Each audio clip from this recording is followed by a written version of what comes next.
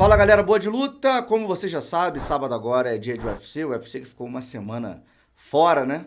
De folga, e aí agora a gente retorna com 11 lutas nesse sábado, 4h30 da tarde, o início da nossa transmissão, do nosso pré-show no UFC Fight Pass, tá aí o QR Code para você poder assinar o nosso aplicativo, nossa plataforma. Na luta principal teremos o Grant Dawson contra o Bobby Green, na categoria dos leves, o Grant Dawson que é um dos dois ranqueados desse card, né, o 10º colocado, o Grant Dawson. A outra colocada, ranqueada, perdão, é a Karolina Kowalkiewicz, a 15ª da categoria peso palha. Bom, vamos falar aqui do card preliminar, que tá bem interessante, hein? Nenhuma estreia nesse evento, então teremos caras já com certa experiência, mulheres, né, com certa experiência dentro do UFC. A gente abre falando da Montana de la Rosa contra a JJ Aldrich na categoria peso mosca. Entre as mulheres, obviamente, a Montana de la Rosa, uma atleta forte, uma atleta bastante atlética, ela que é boa no clinch, é jovem, tem 28 anos de idade, são 12 vitórias, 8 derrotas, 1 empate. Perdeu para Tatiana Suárez, para Maycee Barber, ou seja, só perdeu para meninas craques, tops dessa categoria de peso. Ela enfrenta a JJ Aldrich, que pegou essa luta em cima da hora, substituindo a Stephanie Egger. Ela tem 12 vitórias e 6 derrotas, um pouco menos consistente a JJ Aldrich. Eu vejo favoritismo nessa luta para a Montana de la Rosa, certo? Acho que ela vence até com certa tranquilidade ali, a JJ. Bom, tô vendo aqui uma casa de apostas bem conhecida aqui, que não me patrocina, então né, não vou ficar falando o nome. A Montana de la Rosa tá menos 1,75, né? Menos 175 contra mais 2,05 para JJ Aldrich. Então é favorita a Montana de la Rosa por uma pequena margem, mas é favorita. Aí a gente avança agora para próxima luta da categoria peso galo. Entre os homens teremos a Ori Tilen contra o Johnny Munhoz. O chinês tem 24 vitórias, 11 derrotas, é um cara bem experiente, né? São 8 nocautes para ele, é um striker majoritariamente, tem 2 vitórias e 3 derrotas na organização. Já o Johnny Munhoz tem 30 anos de idade também. Ele tem 12 vitórias e 3 derrotas. O Kirik Vembo e tá descendo de categoria, né? Tá descendo para galo. É um grappler majoritariamente. Perdeu para o Daniel Willicat na última luta que fez, numa decisão unânime, agora em junho de 2023. Também tá 2-3 no evento. São 2 vitórias e 3 derrotas pro Johnny Munhoz. Cara, a tônica dessa luta é a seguinte: eles estão virtualmente empatados nas apostas, 1,88 pro Kileng, 1,89 pro Munhoz. E eu acho o seguinte, cara, as odds dizem bem o que esses dois podem trazer pra gente. Se o Kileng mantiver a luta em pé, ele tende a levar. Se o Munhoz botar para baixo e conseguir derrubar, ele tende a vencer o Kileng. Então, eu acho que esse favoritismo tá bem na medida ali. Eu confio mais na mão do chinês, cara. Acho que tem mais poder de nocaute, mais decisivo, e tem algum jogo ali para manter a luta em pé e vencer o Johnny Munhoz. Então eu vou de Kileng nessa. Passando a próxima luta, teremos na categoria peso palha Vanessa Demopoulos contra a Kanako Murata, do Japão. Demopoulos tem 9 vitórias, 5 derrotas, 35 anos de idade, né? Já veterana a Demopoulos. Ela que é uma boa grappler também, né? Em pé, bem mais ou menos a Vanessa Demopoulos. Eu acho que ela bateu no muro ali na categoria, né? Se a gente olhar aqui pro cartel dela, perdeu para Kowalkiewicz, para JJ Aldrich, para Lupita Godinez, para Cory McKenna, perdeu para umas mulheres boas, né? Venceu a Maria Oliveira, venceu a Jean Fry, a Silvana Gomes Juarez. É boa de chão, bem boa de chão, são 4 finalizações a Demopoulos. Agora, falando um pouco da japonesa, da Kanako Murata, tem 30 anos de idade, são 12 vitórias e apenas 2 derrotas para Murata. Ela que está sem lutar há 2 anos, né? Isso eu acho que pode fazer um pouco a diferença nessa luta. Ela é melhor em pé e a Murata tem boas defesas de quedas também. Perdeu para Virna Jandiroba, a única derrota dela desde 2016, que ela perdeu para a boa atleta Rina Kai em 2016. Emplacou várias vitórias seguidas, foram 8 vitórias seguidas até perder para a Virna em 2021, que não é demérito nenhum, né? A Virna é uma craque. Nas apostas, olha só, a Demopoulos está pagando 3,55 e a Murata 1,29. é favorita a Murata mesmo com esses 2 anos parada, né? E eu tô, cara, eu tô com o que o mercado tá apontando, porque a Vanessa Demopoulos não é nada demais.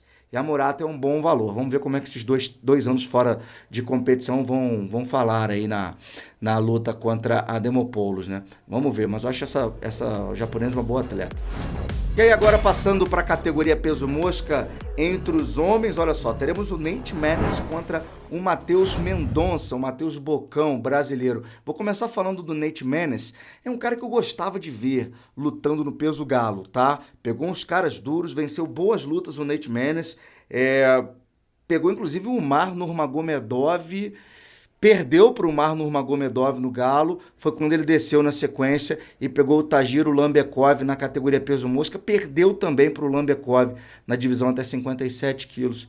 E eu te digo, cara, eu achei ele um pouco lento no mosca, tá? Eu gostava de vê-lo no galo. Inclusive, eu tô olhando aqui, ele bateu o Tony Gravely, o Luke Sanders, o Johnny Munhoz Jr., que vai lutar essa noite também.